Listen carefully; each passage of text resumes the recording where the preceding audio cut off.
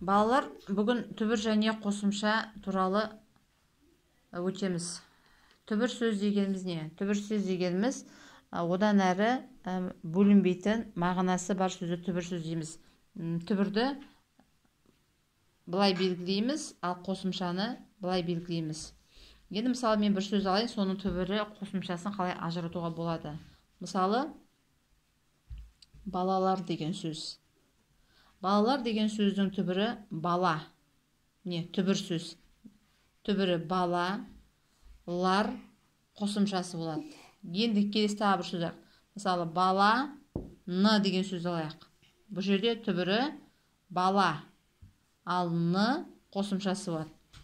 Бала мен тағы да түбірі бала мен қосымшасы. Не болса, егер де адамның аты болса, мысалы, Арман.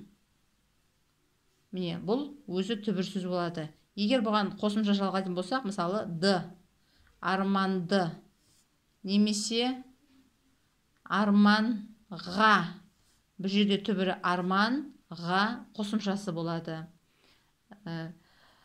Кез келген сөздің түбірі одан әрі бөлінбейтін мағыналы бөлігін біз түбір деп атаймыз. Ал осы түбірге